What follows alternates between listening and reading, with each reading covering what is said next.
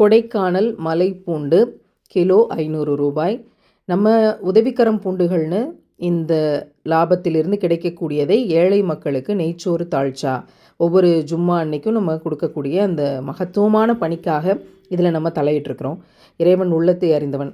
அவன் படைத்திருக்கிற இந்த பூண்டில் எத்தனை மகத்துவங்கள், எத்தனை மருத்துவங்கள், இவற்றை எடுத்து இவ்வளவு நாள் பூண்டை சாப்பிட்ட நம்ம இன்றைக்கு தான் அதனுடைய மருத்துவ குணங்களை கவனிக்கிறோம். இறைவன் இதன் பொருட்டு இந்த பாக்கியத்தை நமக்கு தந்திருக்கிறான். நல்ல எண்ணெய், கடுகு, எண்ணெய் சூடான பிறகு கடுகை போடணும். வெந்தயம், சீரகம், அகத்தை சீராக்கக்கூடிய ஒன்று. கருவேப்பிலை, நம்ம எடுத்திருக்கிற கொடைக்கானல் மலைப்பூண்டு அவ்வளோ அழகாக இருந்தது. இன்னும் சொல்லப்போனால் சமைக்கலாமா வேணாமான்ற அளவுக்கு அதை பார்த்துட்டே இருக்கிற அளவுக்கு அவ்வளோ அருமையாக இருந்தது. சிறிய வெங்காயம், நம்ம நிலத்திற்குரிய வெங்காயம், சிறிய வெங்காயம் தான், அதில் நிறைய மருத்துவ குணங்கள் இருக்குது. ஹைப்ரிட் பெரிய வெங்காயம், எனவே சிறிய வெங்காயம், கொடைக்கானல் மலைப்பூண்டு, 5 தக்காளி போட்டிருக்கோம். ஒரு 200 கிராம் பூண்டுக்கு உரித்து போட்டதில் 5 தக்காளி பழம், கல் உப்பு. இந்த கல் உப்பில் இருக்கிற மகத்துவங்கள் தெரிஞ்சிச்சுன்னா நம்ம தூளுப்பை வாங்க மாட்டோம். எனவே கல் உப்பு, நேர்த்தியான கல் உப்பை அந்த தக்காளி மசிகிற அளவுக்கு நம்ம காத்திருக்கணும். அது பிறகு மஞ்சள் பொடி, வீட்டில் அரைச்ச மஞ்சள் பொடி. அது பிறகு அம்மா வீட்டிலேருந்து அரைச்சி கொண்டு வரப்பட்ட மகத்துவமான அன்பு நிறைந்த மசாலா தூள், குழம்பு தூள் 2 ஸ்பூன், அவ்வளோதான் போட்டிருக்கோம்.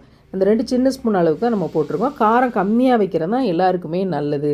40 வயசுக்கு மேலே அல்சர் வரும்போது இந்த சட்டியில் பிடிக்கணும், அந்த மாதிரி பக்குவத்தில் வதக்கணும். 40 வயசுக்கு மேலே அல்சர் வரும்போது நம்ம புளிப்பு, காரம் எல்லாமே குறைவாக சேர்த்துக்கிறது நல்லது. இப்போ காட்டின அளவுக்கு புளிப்பு, அவ்வளோதான். புளியை ஊற்றிருக்கோம். இது வரைக்கும் நம்ம தண்ணி ஊற்றலை. அந்த சின்ன அளவு புளியை கரைச்சி ஊற்றிட்டு 10 நிமிஷம் வெயிட் பண்ணலாம் சிம்லேயே வச்சு. அதுக்கு பிறகு சீரகம், இதில் போட்டிருக்கிறது சீரகம், வெந்தயம், கடுகு, அது 3 லேசாக வறுத்து பொடி பண்ணி வச்சுருக்கோம்.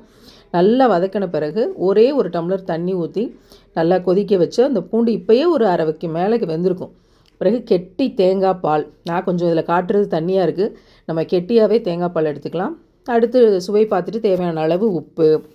இப்போ இது கிட்டத்தட்ட நிறைவு பகுதிக்கு வந்துருச்சு. கரெக்டாக 10 நிமிஷம் வச்சு சிம்மில் வச்சு எடுத்தோன்னா ஒரு அழகான குழம்பு தயாராக இருக்கும். எவ்வளவு மனமான ருசி இறைவன் தந்திருக்கான். பார்த்தா அப்படியே பஞ்சு போல் வெந்திருக்கும். அதுக்கு பிறகு நம்ம தேங்காய் பால் கடைசியாக ஊற்றி இறக்கணும். தேங்காய் பாலை ஊற்றிட்டு ஒரு 2 நிமிஷம் அப்படியே சிம்மில் வச்சுருந்தா போதும்.